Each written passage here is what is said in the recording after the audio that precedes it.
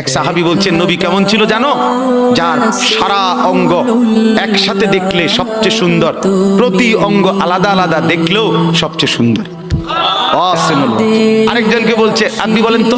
আরেক সাহাবী বলছে, আমি বলি যে নবী ছিলেন এমন যাকে একবার দেখলে আবার দেখতে মন চায়, দ্বিতীয়বার দেখলে প্রথমবারের চাইতে আরো সুন্দর মনে হয়, যত তারে দেখি তত সুন্দরই লাগে। তিনি ছিলেন আল্লাহ তাআলা মেরাজে, এই যে এই মাস 7 আসমানের উপরে আরশে আজিমে আল্লাহ তাআলা নবীকে নিয়ে গেলেন। যখন আরশের উপরে আল্লাহ তাআলা রাসূল সাল্লাল্লাহু আলাইহি সাল্লামকে দাঁড় করাইলেন, এইবার আল্লাহ বললেন, বন্ধু কোনানে আনছি জানেন? আপনি জানেন কোথায় আনছি আপনারে?